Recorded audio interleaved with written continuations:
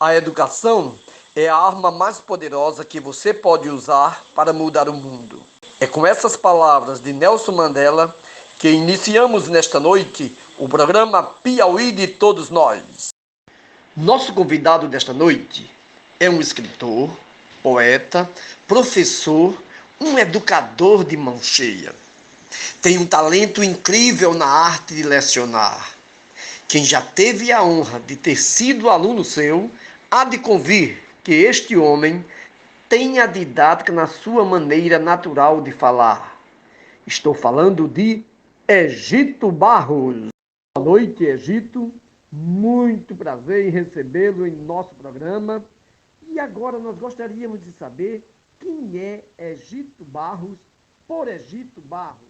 Em primeiro lugar, eu gostaria de agradecer a oportunidade de estar participando desse programa, que é um espaço, digamos assim, privilegiado para a divulgação da cultura piauiense, né?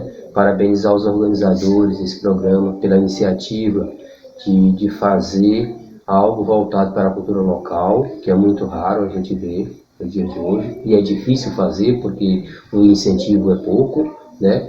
Então, Egito Barros é um desses sobreviventes, como todo bom nordestino, né? Que, apesar das dificuldades, persiste, supera e consegue fazer cultura, consegue produzir literatura regional. Alguns dizem que é regional, outros dizem que eu consigo extrapolar essa esfera do regional. Bom, mas o importante é que a gente está produzindo, apesar das dificuldades. Fazer cultura no Brasil não é fácil, no Piauí é mais difícil ainda, né? Então, o Egito é persistente, silencioso e persistente.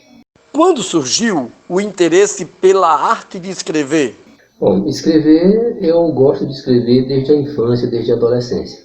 E toda vez que eu tenho a oportunidade de falar sobre isso, eu gosto sempre de lembrar que eu fui incentivado pelos meus familiares, meus pais semi-analfabetos, né? Mas gostavam de ler cordel. Meus irmãos mais velhos, meus primos, tios, avós, gostavam de ler cordel, se reuniam para ler cordel, e eu ouvia esses cordéis, eu lia pelos olhos dos outros e acabei sendo estimulado pelo cordel. Quem lê a minha poesia se depara, vez por outra, com marcas muito fortes do cordel. Eu não sou um cordelista, eu não me defino como um poeta cordelista, mas na minha poesia a gente encontra marcas muito fortes do cordel, e eu devo isso a essa influência que eu tive na infância, porque aquilo, o ritmo, a métrica, a rima, todo aquele aparato que compõe a poesia de cordel é algo que fica registrado de uma forma muito forte na mente da gente. O campo da literatura é muito vasto. E você, Egito? Sobre o que você escreve? Temática, eu gosto de dizer que não é a gente que escolhe um tema, mas às vezes até o tema que escolhe a gente, né? Talvez. Porque a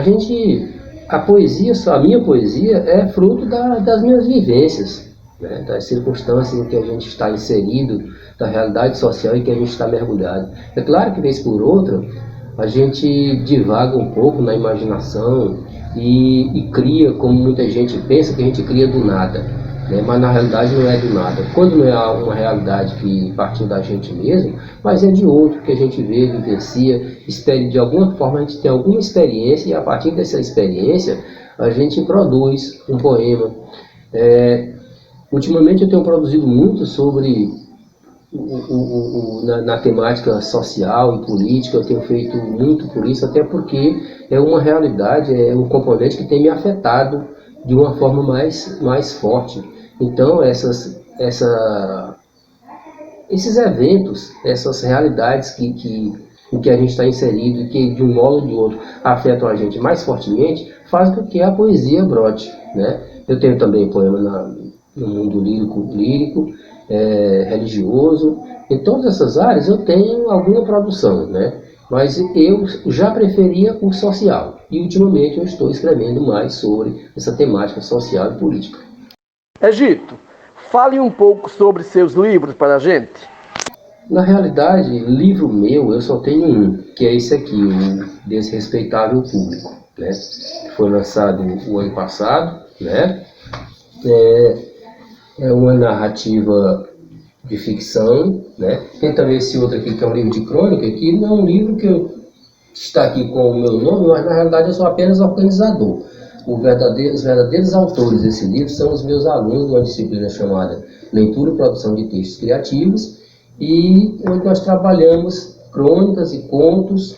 Tínhamos a intenção de trabalhar poesia também, mas não foi possível. Então, no final, nós produzimos esse pequeno livro de crônica com o texto de cada aluno. Aqui nós temos crônicas e contos. E fizemos o livro.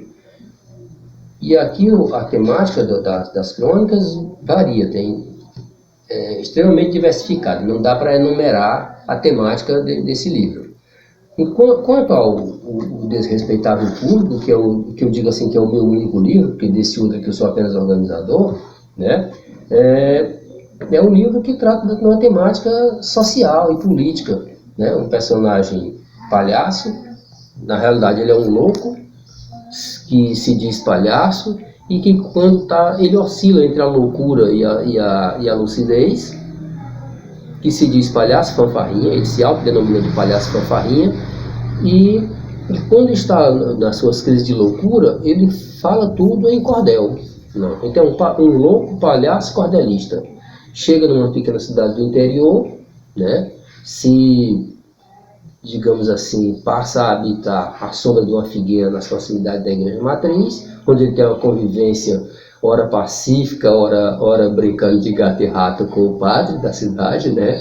Então, e nessas vivências, nesses experimentos, esses diálogos e brigas e disputas com o padre e com outros moradores da cidade, ele vai denunciando as injustiças sociais, as tramóias políticas, digamos assim, as jogadas até do poder judiciário, que ele fala muito do juiz, do poder de polícia, do delegado, que sempre tem um puxando a brasinha para debaixo da sua sardinha, né? Até o padre, que é digamos assim, o que mais ajuda o fanfarrinha, ele também não deixa de dar suas alfinetadas, e que alfinetadas, né? Então o fanfarrinha é aquele bocão, aquele menino travesso que não pode ver nada, que ele denuncia, ele fala, ele abre o bocão mesmo e diz, né?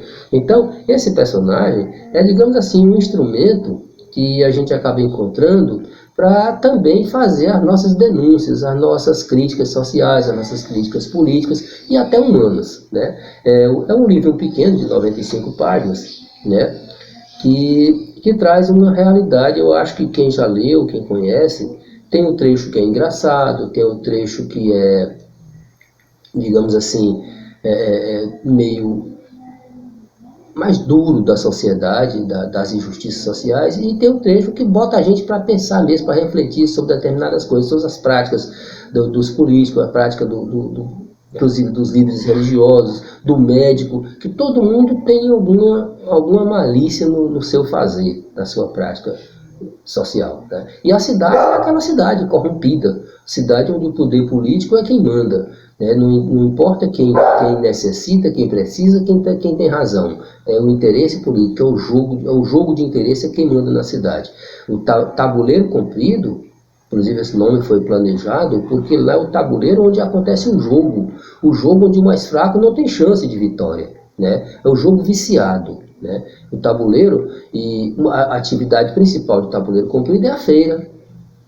Então esse tabuleiro faz um jogo misto entre o tabuleiro de mercadorias da feira, o tabuleiro de xadrez e o nome da cidade, Tabuleiro Comprido, onde o jogo sujo acontece, que é na realidade uma metáfora do nosso país, claro, né?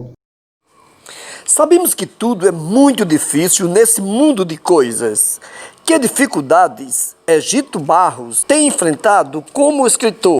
A dificuldade, eu não sei, essa é uma coisa que eu nem poderia, não tenho muito o que falar a respeito de dificuldades enquanto escritor.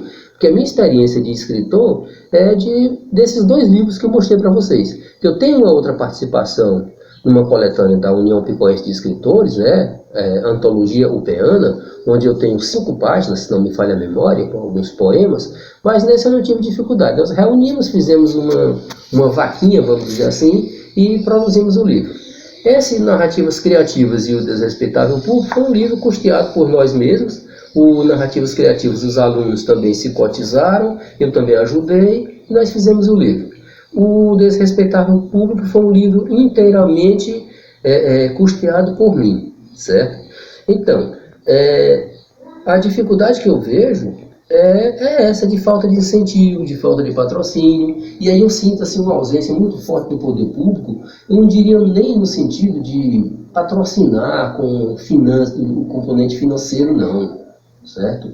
Eu diria até que talvez o pecado maior, né, usando aqui a palavra pecado, né, mas o pecado maior não é nem aquele lado financeiro, de patrocínio, não. É de divulgação, de mostrar, de ter um espaço. Picos, por exemplo, é uma cidade que não tem um teatro, né? Cinema veio ter recentemente porque tem o shopping, né? Então, antigamente existia o cinema em Picos e se acabou. O cinema cedeu espaço para os comércios.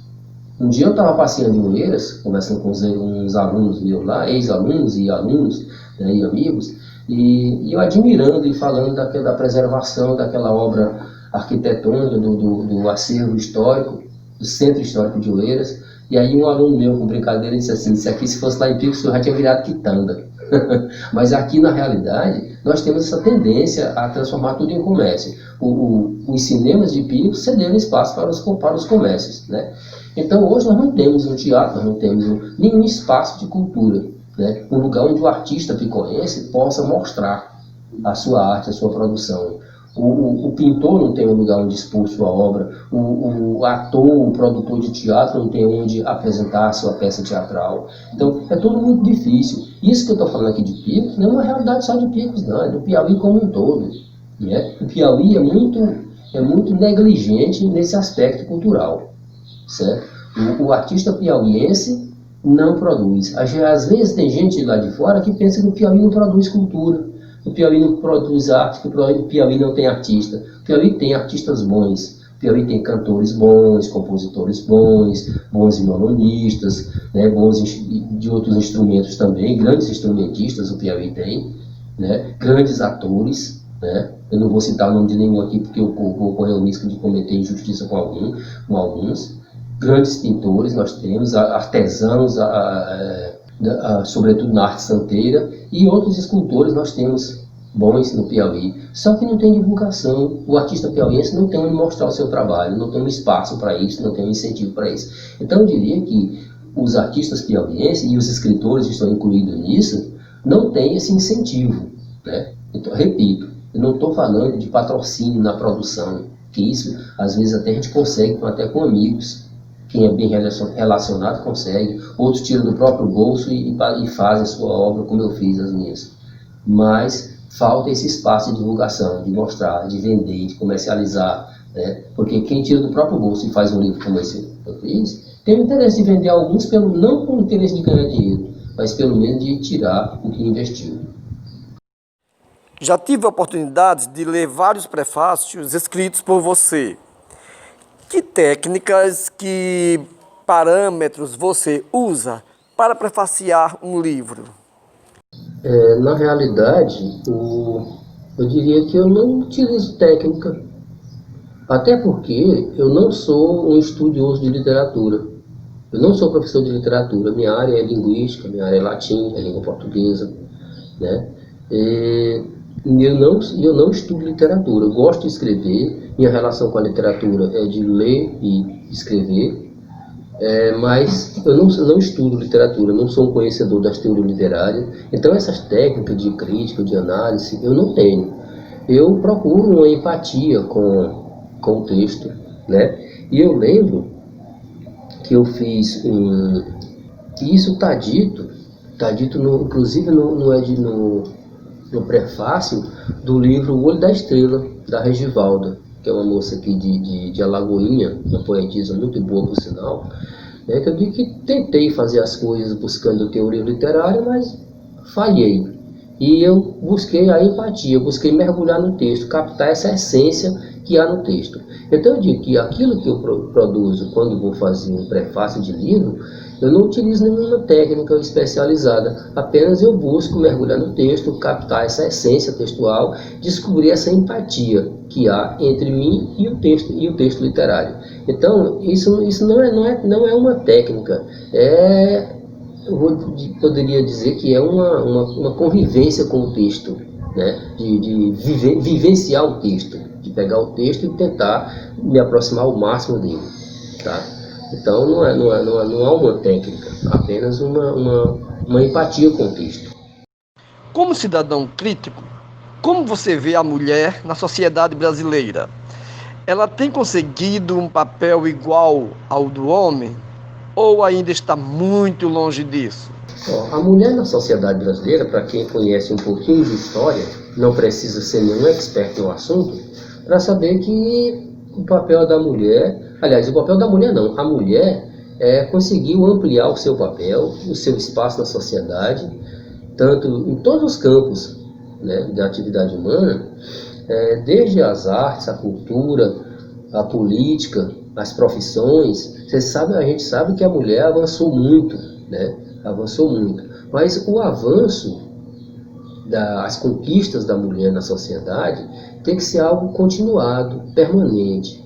Porque numa sociedade machista como é a nossa, é necessário que essa luta seja algo permanente. Não adianta a mulher ter uma conquista no espaço profissional e relaxar, achar que já é vitoriosa. Não adianta ter uma conquista no espaço político e achar que já é vitoriosa. Essa luta tem que ser permanente, porque a nossa sociedade é machista. Aliás, o mundo é machista, né? E a nossa sociedade, sobretudo de piauiense e nordestino, é uma sociedade muito machista. O machismo é muito acentuado na nossa cultura e a mulher precisa lutar permanentemente contra esse machismo para garantir os seus espaços. Conquistou um espaço? Conquistei. Eu tenho que lutar para agora, ela tem que lutar não mais para conquistar aquele espaço, mas para garantir que ele não seja subtraído mais uma vez. Você escreve tanto em prosa quanto em verso. Com qual poema você nos blindaria nesta noite? Eu faço mais poesia do que prosa. Então, e como eu disse agora há pouco, que ultimamente eu estou produzindo muito mais na temática social e política do que na temática lírica, né? No entanto, eu vou ler para vocês um poema lírico, né? Que não é recente, já tem bastante tempo que foi produzido, e que eu já mostrei em alguns espaços, em alguns eventos, mas ultimamente ele tá meio que silenciado. E eu vou ler para vocês aqui, já que eu não domino muito bem a arte de recitar, né? Intrusa. Bendita seja entre as mulheres, adorável intrusa. Bendita a discórdia causada pelo teu amor inconsequente. Mesmo assim, tu me serás sempre bem-vinda a destruir-me o lar, a reacender-me a chama, a desarrumar-me a cama, a retirar-me a calma, a fechar meus olhos. Retira-me a razão, bendita intrusa. Usa todo o teu poder de hipnose, embriaga-me com teus olhos. E quando eu estiver em transe, macula-me com a tua carne balsâmica. Atira-me aos desvarios e às sandices do teu sexo. Deixa-me perplexo, opaca-me a retina e não me deixes ver a imensidão da tua malícia deliciosa. Suga-me a última palavra de amor, a última gota de sêmen. Arranca-me a vergonha, a honra e atira-me ao ridículo. Quem sabe assim, eu acordarei desse pesadelo lúdico e lúcido retomarei tua mão e implorarei que me desatime novamente, bendita intrusa. Sê, pois, impiedosa e má, pois se não fores assim, não serás a concubina que sonhei. Ainda explorando o Egito Barros como cidadão crítico, há racismo no Brasil? O que você tem a nos dizer sobre esse tema? Racismo. Tema que alguém poderia dizer que está na moda. Seria uma moda de muito mau gosto, né? Mas é um tema que está em evidência atualmente na sociedade, em todos os debates sociais e políticos, né? Em todas as discussões, em todas as rodas, o racismo se faz presente atualmente, porque parece que não é que ele tenha aumentado, mas parece que ele está mais visível. A grande mídia mostra, as pessoas falam mais do racismo, hoje o racismo é crime, né? No entanto, a gente vê com muita frequência atitudes racistas. Ele existe no Brasil, existe no mundo. O mundo é racista. Assim como o mundo é machista, o mundo é também racista, certo? E o racismo não é digamos assim, um comportamento, uma conduta a ser combatida só pelo negro, não. Acho que tem que ser combatida por todos, tem que ser uma causa humana, certo? Porque não adianta os afrodescendentes, os indígenas e de outras raças que são tidas como minoritárias, embora não sejam minoritárias, né? Porque a supremacia branca europeia disse que as outras são minoritárias, são inferiores, né? Na realidade, todas as raças são iguais, todas merecem respeito, todas são da raça humana. E então essa deve ser uma causa humana. Então é necessário que todos se conscientizem, que todos saibam o quanto o racismo é destruidor, o quanto o racismo maltrata, o quanto o racismo mata as pessoas. Eu diria mais uma coisa sobre o racismo, que talvez a única arma capaz de combater o racismo, né, apesar das leis. Aproximadamente uns 10 anos atrás, alguns piauienses enveredaram pelo campo da sétima arte. Como o educador Egito Barros vê a produção cinematográfica piauiense? Os nossos contemporâneos e conterrâneos que enveredam nessa difícil missão de fazer cinema no Piauí são os verdadeiros guerreiros, os verdadeiros heróis. Por isso eles merecem todo o aplauso do mundo, só merecem elogios. Se a gente levar em consideração a falta de recurso, a dificuldade de incentivo, de patrocínio e de espaços para divulgação, de participação do poder público, que eu acho que o poder público tem o dever de incentivar a cultura, né? Que é um dos investimentos mais seguros que se poderia ter é em cultura, né? Dada essa ausência do poder público, dada essa falta de boas condições de produção, eu acho que os produtores de cinema no Piauí estão de parabéns, merecem todos os elogios do mundo. Sobre que outro assunto você gostaria de falar, mas que não foi abordado aqui em nossa entrevista? Na realidade, eu já andei dando algumas pinceladas nesse outro assunto, que é a questão da participação do poder público no incentivo à cultura. Eu vou até ser um tanto repetitivo, mas talvez para condensar o que eu já falei numa ou noutra pergunta, numa ou noutra fala. O que eu acho de ausência do poder público, na realidade, não é nem, digamos assim, uma participação em patrocínio, com finanças, não. É, na realidade, uma falta de espaço, uma falta de oportunidade de mostrar, a falta de um teatro, a falta de um cinema, de um centro de cultura que diga assim, que seja público. Porque o cinema privado, ele só gosta de passar aquilo que produz, que gera muita renda. O lucro está acima da qualidade cultural. Enquanto que se nós tivéssemos um espaço público para divulgação da arte pública, da arte do local, da arte piauiense, nós teríamos um lugar para mostrar o cantor, o compositor, o ator, o escritor, o cineasta, certo? Então todas as artes teriam um meio de ser divulgada. O que você acha sobre o ensino remoto adotado como forma única nesse período de pandemia? Eu sou das antigas, sou suspeito de falar sobre isso aí, mas na realidade eu acho que o ensino remoto é o mal necessário. Digamos assim, um arranjo que estão fazendo para não deixar a criançada e a juventude totalmente desocupada. Mas não há como se pensar que o ensino remoto tenha o mesmo rendimento do ensino presencial. Eu sou professor, estou em sala de aula ainda, né? E vejo que a gente estando ali na cola do aluno, explicando, tirando dúvida, cobrando, o rendimento nem sempre é aquele desejado. Imagina quando esse aluno está solto, dependendo de um sinal de internet ruim, de um aparelho de celular ruim, né, para acompanhar uma aula que nem sempre é a coisa mais atraente do mundo. Uma aula, até porque os nossos professores, a maioria de nós, não estava preparada para começar a trabalhar nessa modalidade. certo? Então, muitos dos nossos colegas, muitos dos nossos professores, sequer têm assim essa habilidade de produzir uma aula, de gravar uma boa aula para o aluno, tá? Então, o ensino remoto deixa a desejar. Pode até ser que com o passar do tempo ele se aprimore, se adquira novas técnicas, os professores adquiram novas habilidades para fazer esse tipo de ensino. E os alunos se acostumem também a ter essa nova modalidade de ensino. Mas no momento eu acho, sinceramente, que não produz o efeito desejado. Barros é uma pessoa muito ocupada. Mas nas horas vagas, qual é o seu hobby? Hobby é coisa de luxo, né? Mas de qualquer forma, todo mundo tem uma atividade que gosta de fazer. Eu, além de escrever, de ler, eu gosto de fazer horta caseira, de plantar minhas hortinhas. Enfim, às vezes gosto de cozinhar final de semana também, né? Então é isso que é as coisas que eu faço, coisas que me dão prazer, que me proporcionam momentos de alegria. Grandes problemas que têm preocupado a sociedade brasileira nos últimos anos é o feminicídio. As leis brasileiras são flexíveis demais? O que Egito Barros tem a dizer sobre esse assunto? Olha, é difícil falar do ponto de vista legal. Eu não conheço as leis, não tenho formação nessa área, né?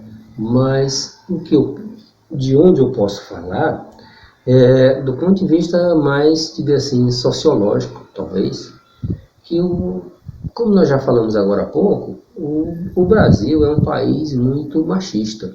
Então, o feminicídio é um tipo de crime que nasce do machismo, nasce desse comportamento, dessa conduta machista. Se nós combatermos o machismo, nós vamos combater o feminicídio. E o machismo não adianta ele ser combatido só pelas mulheres, porque ele tem que ser combatido por mulheres e homens, porque quando o homem combate também o machismo, ele também sai vitorioso. Não há nada melhor do que a gente ter na mulher, na companheira, nas mulheres que convivem com a gente, não necessariamente na esposa, mas nas colegas de trabalho, nas vizinhas, alunas e todas aquelas que participam da vida da gente, ter nelas parceiras ao invés de adversárias, né? Então eu diria que o feminicídio, não sei se talvez exista necessidade de se melhorar as leis, mas o melhor é se combater o machismo. Combatendo o machismo, que é uma luta que deve ser não só da mulher, mas também do homem, né? Se combate o feminicídio. Eu não sei por que matar mulheres, se elas são as nossas melhores parceiras, nossas melhores amigas. Para encerrar nossa entrevista, que mensagem Egito Barros tem para os telespectadores do programa Piauí de Todos Nós?